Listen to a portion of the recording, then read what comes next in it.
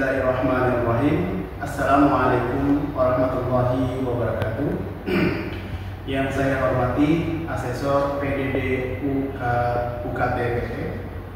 Perkenalkan, nama saya Rusdi Kasman, dosen tetap program studi bimbingan dan konseling pendidikan Islam BKPI FAI Unika Bogor.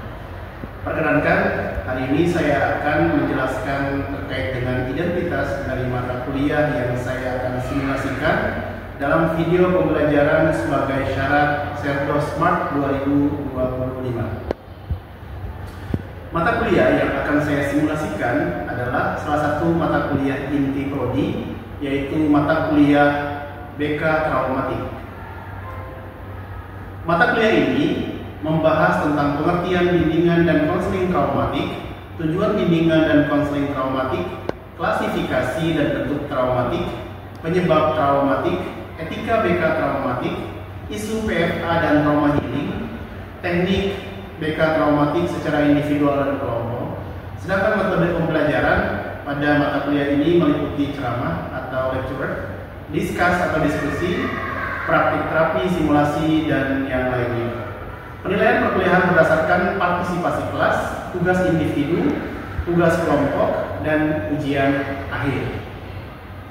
CPM Prodi dalam mata kuliah ini adalah yang pertama, mampu menjelaskan konsep dasar bimbingan dan konseling traumatik, mampu menjelaskan klasifikasi, bentuk dan penyebab traumatik dan etika BK traumatik, mampu menjelaskan isu PFA dan trauma healing, mampu mempraktikkan teknik dan pendekatan konseling traumatik, dan mampu menganalisis kasus traumatik. Adapun CPMK adalah yang pertama, mahasiswa mampu menjelaskan pengertian bimbingan dan konseling traumatik, kemudian mahasiswa mampu menjelaskan klasifikasi dan bentuk traumatik, kemudian mahasiswa mampu menjelaskan penyebab traumatik, mahasiswa mampu menjelaskan etika BK traumatik, mahasiswa mampu menjelaskan isu PFA dan trauma healing, mahasiswa mampu menjelaskan teknik-teknik BK traumatik, mahasiswa mampu menjelaskan pendekatan-pendekatan BK traumatik, mahasiswa mampu mempraktikkan teknik BK dan pendekatan traumatik, serta mahasiswa mampu menganalisis kasus traumatik di dunia pendidikan. Adapun materi yang akan disampaikan pada hari ini ya isu PFA dan trauma healing.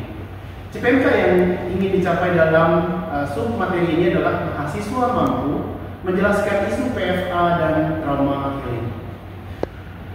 Adapun referensi yang digunakan di dalam materi untuk simulasi ini adalah yang pertama, The Body Keeps the Score, Brain, Mind, and Body in the Healing of Trauma, tahun 2015 yang diterbitkan oleh Twin Box. Kemudian buku Psychological First Aid for Young Peers, a handbook yang diterbitkan oleh tim IVRC tahun 2021. Adapun artikel yang dapat digunakan sebagai referensi di dalam mata kuliah ini adalah artikel saya yang berjudul Bimbingan SPAB bagi Guru dan Tenaga Kependidikan Pasca Bencana di Kota Palu, Sigi, dan Donggala yang diterbitkan oleh Journal of Our Emas tahun 2019. Kemudian jurnal yang ditulis oleh saya juga yaitu A Description and Factors Causing Student Anxiety During COVID-19 Pandemic Indonesian CGS Turki tahun 2021. Aspek penilaian secara umum, kehadiran 15%, tugas 20%, UTS 25%, dan UAS 40%. Adapun metode pembelajaran yang digunakan selama mata kuliah ini secara awal sampai akhir diantaranya adalah lecture method atau metode ceramah, discussion method atau metode diskusi, simulation method atau metode simulasi, dan case study method atau studi kasus yang akan digunakan sebagai metode pembelajaran. Berikut kita akan simak video pengajaran pada mata kuliah PFA dan trauma healing. Assalamualaikum warahmatullahi wabarakatuh. Waalaikumsalam warahmatullahi wabarakatuh. Apa kabar semuanya? Sehat? Alhamdulillah. Alhamdulillahirabbil alamin wassalatu wassalamu ala asrofil anbiya'i wal mursalin sayyidina wa maulana Muhammadan abduhu wa rasul. Ya, adik-adik sekalian, teman-teman sekalian, sebelum mulai marilah kita berdoa. Sebelum mulai perkuliahan, marilah kita berdoa semoga pembelajaran kita hari ini lancar. Doa mulai.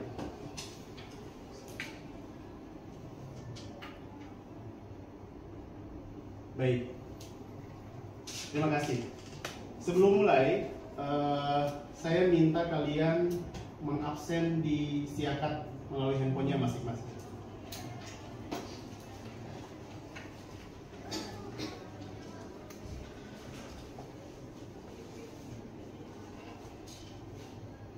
Oke, sudah? Oke, sudah. Baik. Pada mata kuliah hari ini, yaitu mata kuliah BK Traumatik, di pertemuan kelima ini kita akan bahas terkait dengan isu PFA atau Psychological First Aid dan trauma healing. Pernah dengar PFA sebelumnya? Ya. Trauma healing pernah? Oke, mungkin pernah. Baik.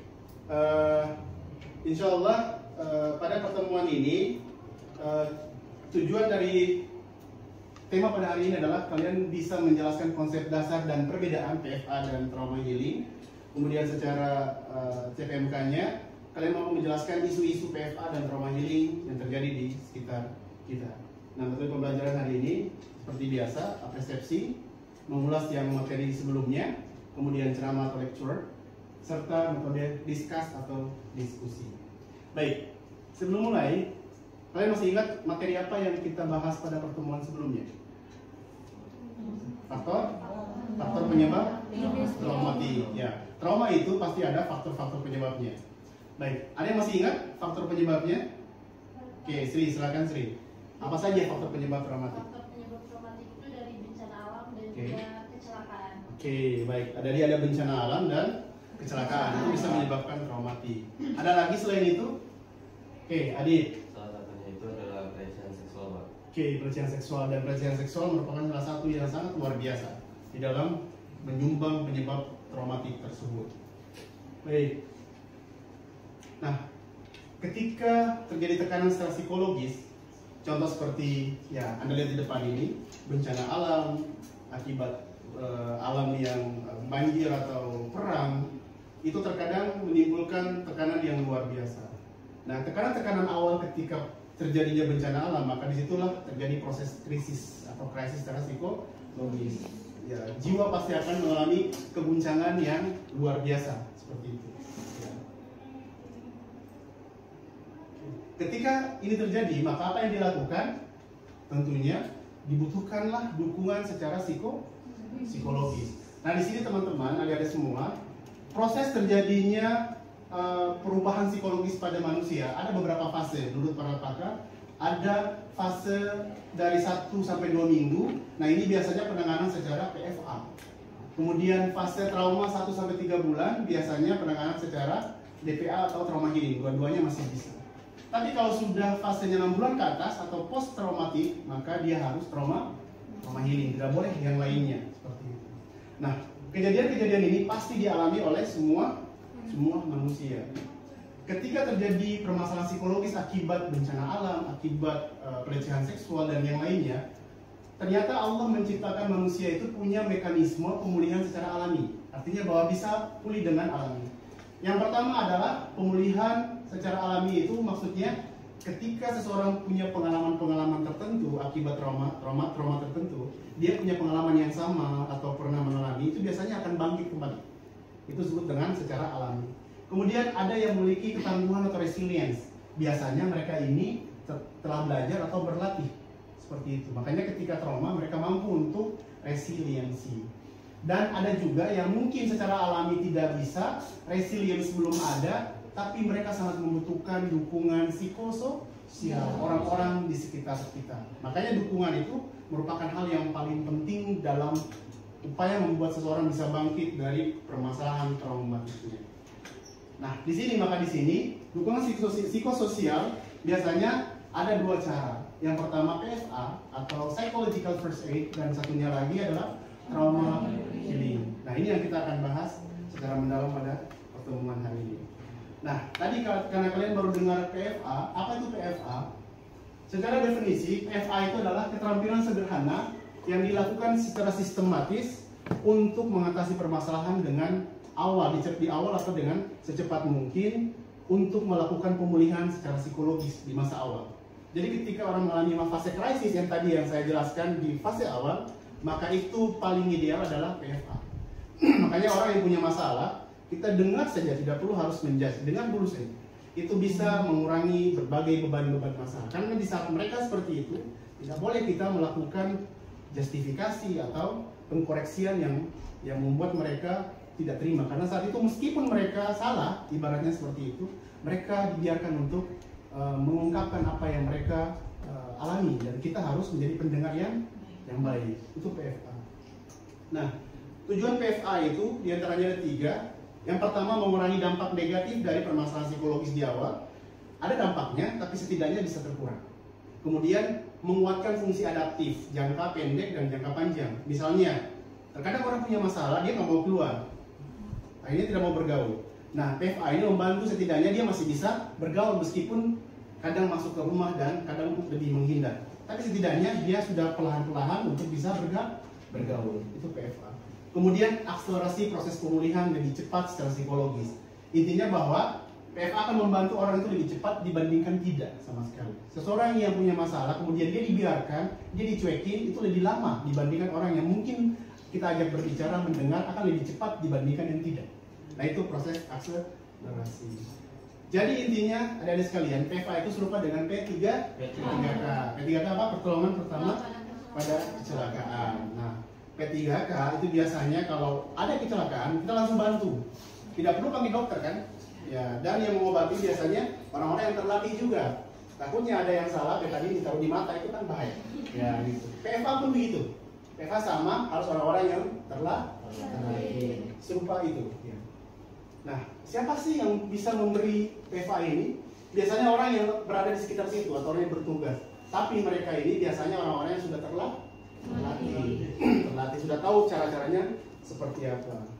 Nah, diantara kualitas yang harus dimiliki oleh orang-orang di PFA, ini diantaranya adalah harus utuh, maksudnya pribadinya itu kuat, tangguh gitu, mampu menguasai diri, tidak mudah marah atau tidak mudah emosional, kemudian kreatif, di lapangan itu kreatif, ada hal-hal yang tidak bisa dia langsung kreatif, fleksibel, tidak kaku dengan aturan, kemudian memiliki kompetensi keberagaman. Ketika lihat perbedaan, jangan karena dia lihat berbeda agama atau yang lainnya dia menghindar, beda kulit dan yang lainnya. Kemudian energi positif, selalu berpikir positif dan tangguh seperti itu. Dan terakhir adalah mampu bereaksi dengan cepat dan tepat. Harus cepat, ya harus cepat, tidak boleh lama-lama karena bantuan yang dilakukan. Tapi tidak hanya cepat, tapi juga harus tepat. Makanya pengetahuan sangat penting untuk bisa melakukan ketepatan tersebut. Nah, apa sih yang dilakukan sebagai langkah-langkah PFA itu?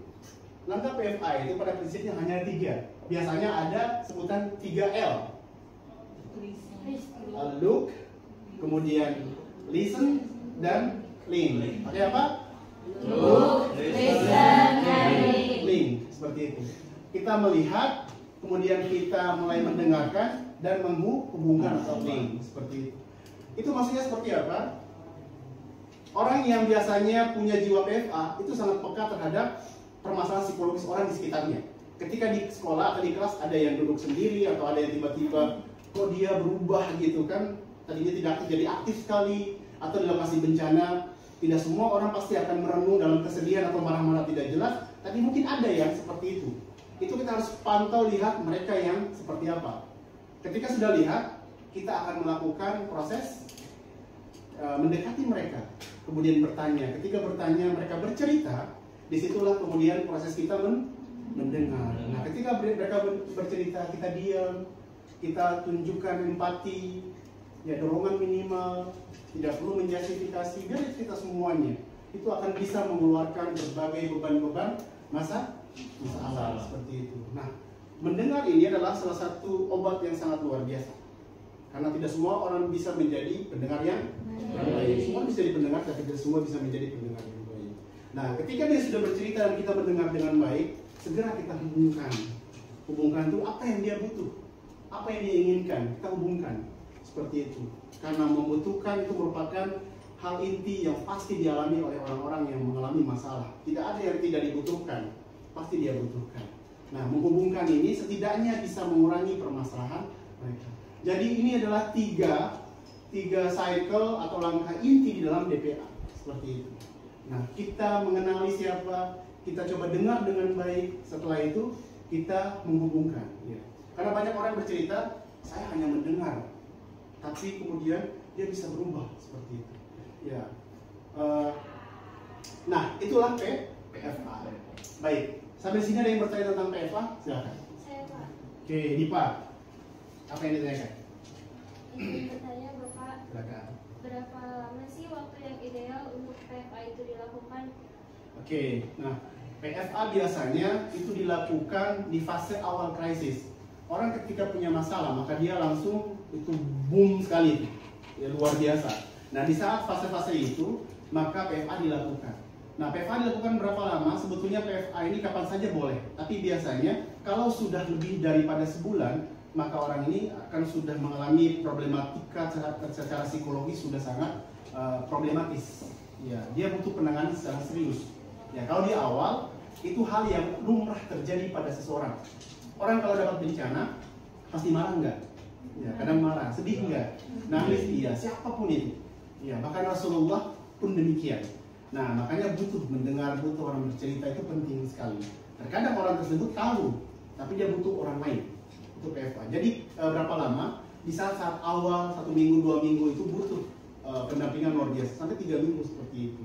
Nah, mudah-mudahan itu bisa mengurangi seperti itu. Tapi kalau misalkan masih dan ternyata masih berkepanjangan, maka butuh penanganan secara serius seperti itu. Oke? Nah, sama-sama. Nah, penanganan secara serius ini apa? Yaitu biasanya trauma healing. Nah, trauma healing kan kita sering dengar trauma healing. Biasanya kalau pasti bencana, joget-joget nyanyi-nyanyi, kamu dari mana? Kalau pasti bencana ngapain? Trauma healing. Nah, trauma healing tidak semudah itu, adik-adik. Trauma healing adalah sebuah proses membantu orang lain agar mereka dapat sembuh dari permasalahan gangguan psikologis seperti itu. Jadi disebabkan oleh permasalahan trauma atau permasalahan ketakutan seperti itu. Nah, trauma healing ini menjadi hal yang paling penting agar individu itu dapat kembali stabil seperti sebelumnya. Itu trauma healing seperti itu. Oke, jadi trauma healing itu penanganan secara profesional yang dilakukan untuk mengembalikan kondisi psikologis supaya kembali stabil seperti itu. Jadi ini berbeda dengan tadi PFA. Kalau PFA itu ya penanganan secara cepat dengan apa adanya seperti itu. Ya siapapun bisa, tapi trauma healing tidak. Ya, dia betul-betul untuk menangani permasalahan psikologis yang sudah berkepanjangan seperti itu. Oke, ya. Nah, apa saja metode trauma healing? Kalau tadi PFA itu ada 3 kan, link, kemudian apa lagi? Look, listen dan link seperti itu. Tapi kalau misalkan trauma healing tidak seperti itu. Kalau PFA itu dilakukan di mana saja bisa. Tapi kalau trauma healing ini biasanya dilakukan secara khusus, bahkan di tempat tertentu secara khusus seperti itu. Nah, misalkan apa saja yang dilakukan? Biasanya pendekatan-pendekatan yang dilakukan itu secara profesional. Dalam artian profesional ini melibatkan terapi yang betul-betul dilatih atau berlatih orang-orang yang menanganinya.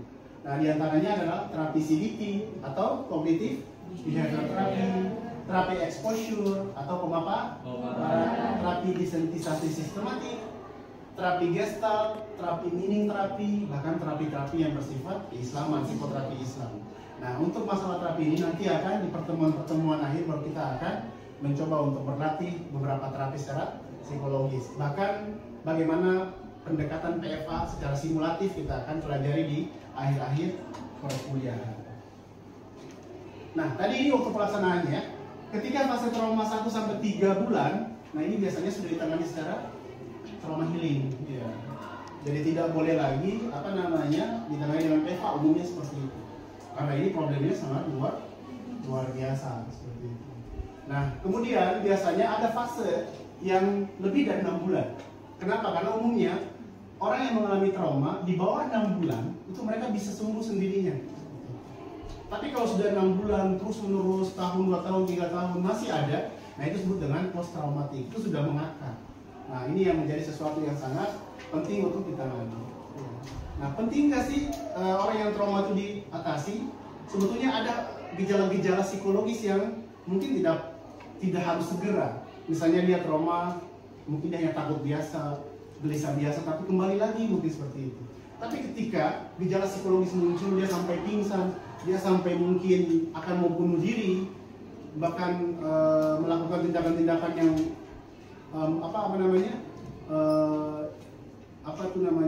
bisa mengorbankan, merugikan orang lain, maka itu harus diterapi.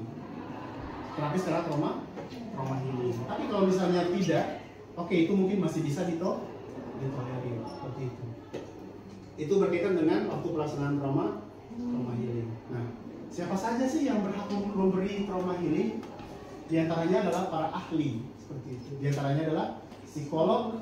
Ya, psikolog itu adalah orang-orang yang telah melewati fase studi S1 psikologi, kemudian melanjutkan S2 psikologi, lalu mengambil profesi. Ya, kalau dulu S1 bisa langsung profesi, sekarang psikologi itu harus melalui S2 dan sudah include satu paket seperti kedokteran itu koas. Ya, mau tidak mau harus koas. Kalau dulu enggak, mau ngambil profesi tidak ambil silakan saja. Ya, tapi sekarang harus ambil. Itu psikolog. Psikiater, kalau psikiater itu adalah apa?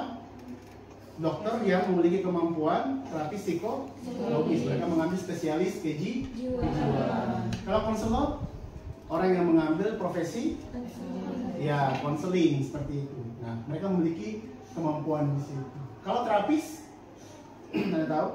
Kalau terapis itu siapa saja, tapi dia pernah mengikuti pelatihan teknik konseling, teknik terapi atau yang lainnya. Kalau dia ahli pada bidangnya dan mungkin dia tidak punya gelar-gelar sarjana seperti psikolog atau psikiater maupun konselor, dia bisa melakukan layanan trauma healing seperti itu.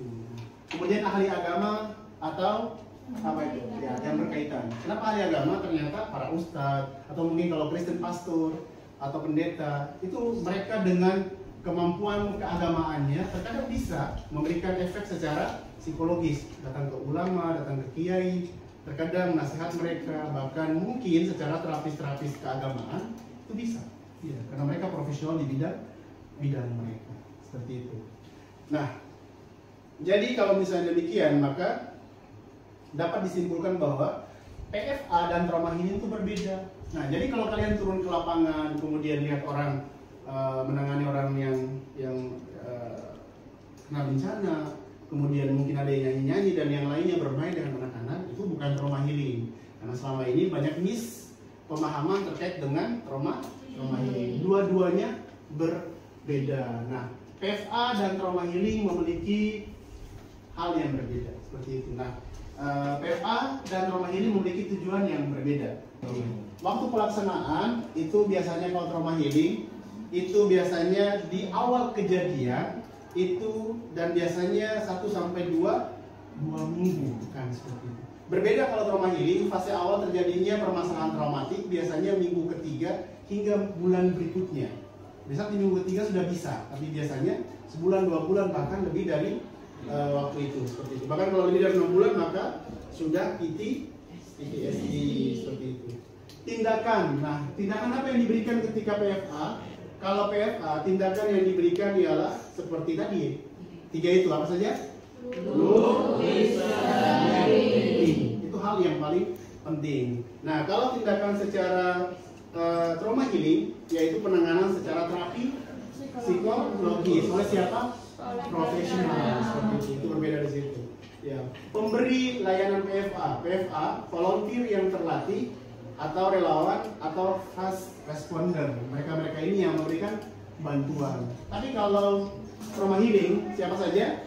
Psikolog, terapis, konselor atau ahli terapi. Oke, nah itulah hal-hal yang berkaitan antara perbedaan antara PFA dan trauma healing. Oke. Nah, sampai di sini jika ada yang ingin bertanya saya persilakan. Oke, Yulia. Silakan Yulia. Apakah trauma itu bisa sembuh tanpa terapi trauma healing? Oke, baik. Pertanyaan sangat bagus. Sebetulnya Allah tuh menciptakan manusia dengan kemampuan pikiran dan yang lainnya yang bisa dioptimalkan untuk menjadi penyembuh diri kita. Ya makanya Allah bilang faida maritu fahuwa yashfin. Kami menurunkan penyakit, marit itu apa saja.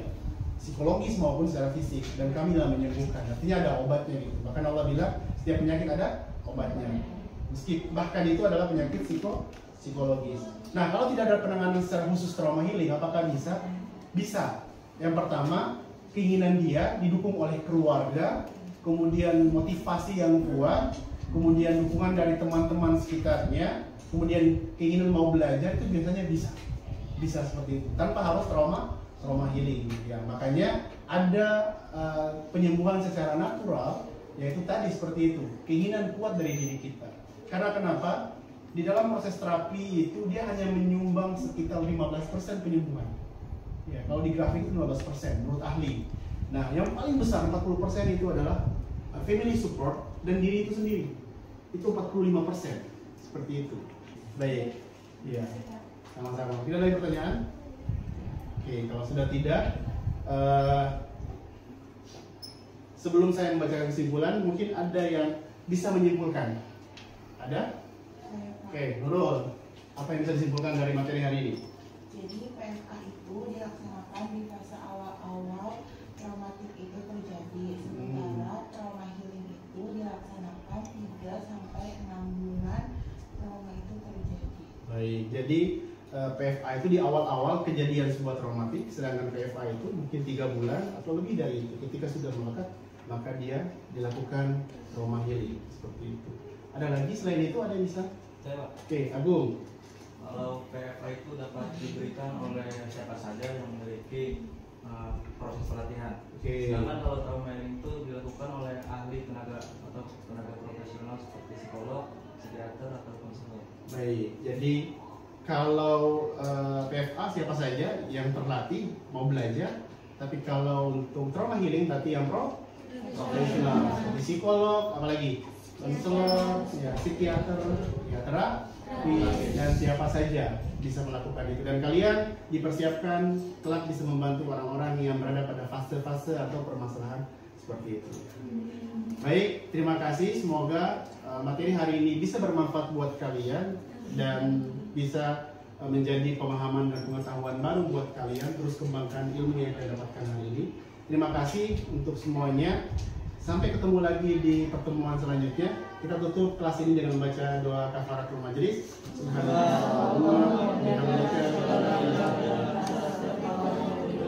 Assalamualaikum warahmatullahi wabarakatuh. Waalaikumsalam.